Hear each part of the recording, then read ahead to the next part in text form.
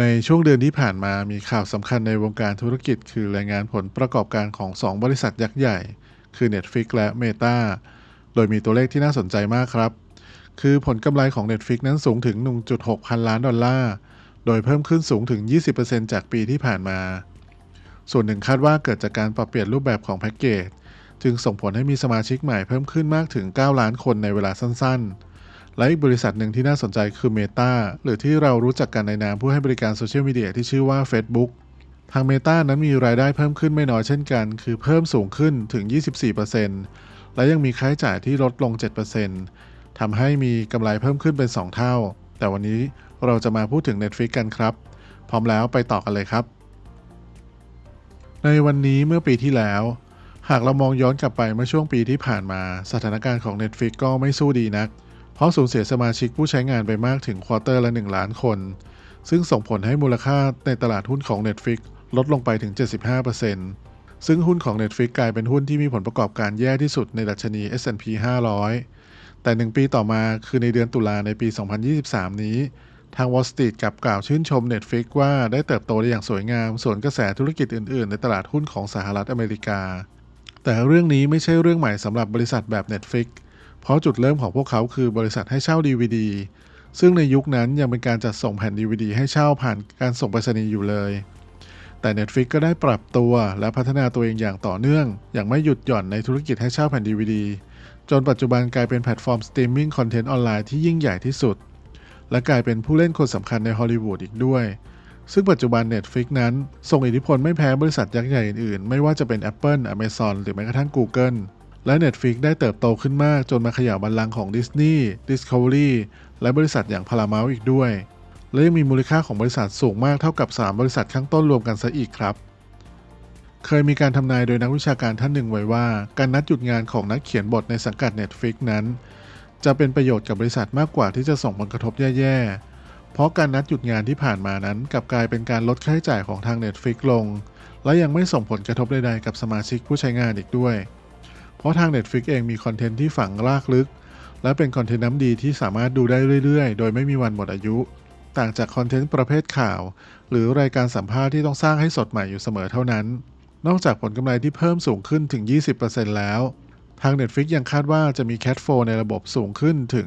6,500 ล้านดอลลาร์ในปี 2023 ซึ่งเพิ่มขึ้นจากปีที่ผ่านมามากถึง 1,600 ล้านดอลลาร์ในขณะเดียวกันรายได้ก็ยังคงเพิ่มขึ้นอีกถึง 8%ซึ่งเป็นผลพลอยได้โดยตรงจากการลดค่าใช้จ่ายต่างๆไม่ว่าจะเป็นการไม่ต้องสร้าง The Witcher ภาคต่อซึ่งช่วยให้ Netflix ประหยัดมากถึง 20 ล้านดอลลาร์ต่อ1ตอนอีกกลยุทธ์หนึ่งก็คือความหลากหลายครับ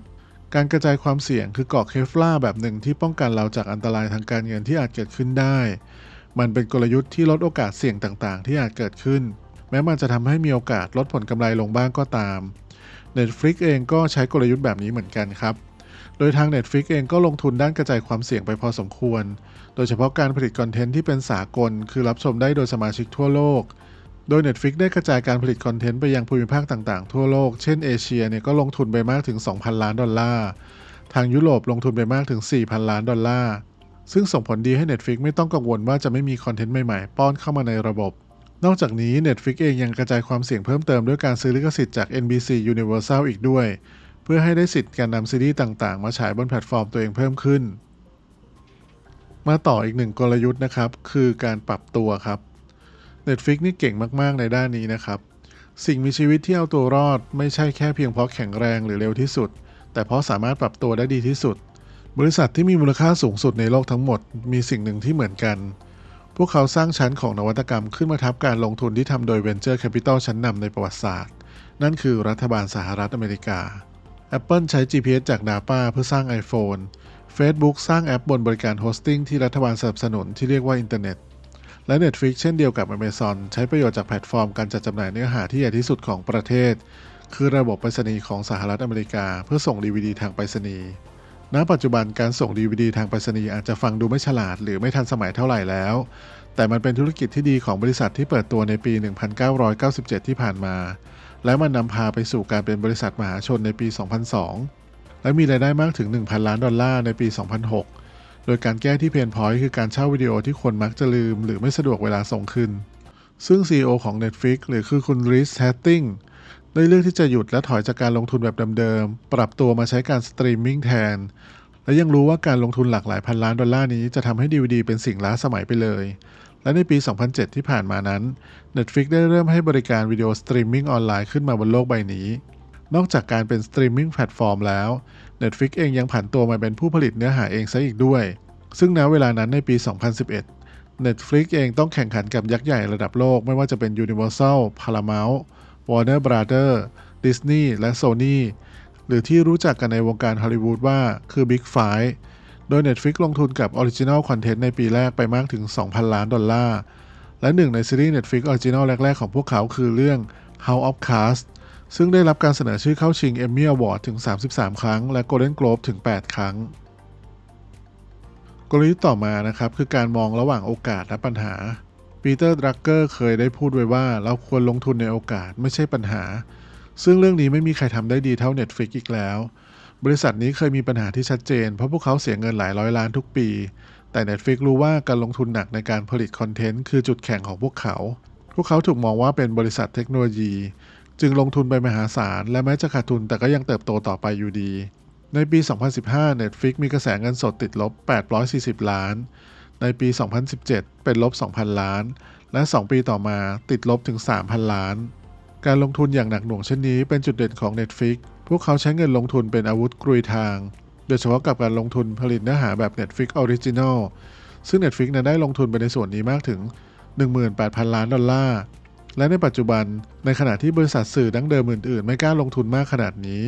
ซึ่งนั่นทำให้ Netflix นำหน้าบริษัทสื่ออื่นๆไปอย่างชัดเจนซึ่งณตอนนี้ Netflix มีกำไรในทุกด้านของธุรกิจและพวกเขาเป็นบริษัทบันเทิงเพียงแห่งเดียวที่ทำกำไรจากธุรกิจสตรีมมิ่งได้และในขณะที่บริษัทอื่นๆยังคงไล่หลัง Netflix อยู่ห่างๆกลยุทธ์ต่อมานะครับคือการตั้งราคาของ Netflix การกำหนดราคาแพ็กเกจใหม่ของ Netflix ในช่วงไตรมาสที่ผ่านมาสะท้อนให้เห็นถึงความแข็งแกร่งของรากฐานบริษัทเพราะ Netflix กลายเป็นสิ่งจำเป็นของชีวิตคนสมัยนี้ไปแล้วทั้งในสหรัฐอเมริกาและแคนาดามีประชากรมากถึง140ล้านหลังคาเรือนแต่มีผู้ใช้บริการ Netflix สูงถึง77ล้านบัญชีนั่นคือเกินกว่า 50% เลยทีเดียวและตอนนี้คนส่วนใหญ่ไม่ได้นำ Netflix ไปเปรียบเทียบกับสตรีมมิ่งแพลตฟอร์มอื่นๆแล้วแต่กลับคิดว่าถ้าใช้ Netflix เป็นหลักแล้วจะเลือกบริการเจ้าไหนมาเติมคอนเทนต์ในส่วนที่อยากดูเพิ่มเติมยังไงมากกว่าปัจจุบันพรีเมียมแพ็กเกจของ Netflix มีราคาสูงถึง 22.99 ดอลลาร์ซึ่งปรับราคาขึ้นมาจากเดิมราว 15% ส่วนแพ็กเกจที่มีโฆษณาหรือแพ็กเกจเริ่มต้นนั้นอยู่ที่ 6.99 ดอลลาร์ซึ่งถือว่าเป็นการสร้างทางเลือกให้กับผู้รับชมที่สะดวกจ่ายไม่เท่ากันหรือพูดได้อีกมุมว่าเลือกเก็บค่าบริการแพงขึ้นเฉพาะคนรวยและยังคงมีบริการที่ดีสำหรับคนที่สะดวกจ่ายไม่มากอีกด้วยและยังมีผลวิจัยออกมาอีกว่าการตั้งราคาแพ็กเกจแบบปัจจุบันของ Netflix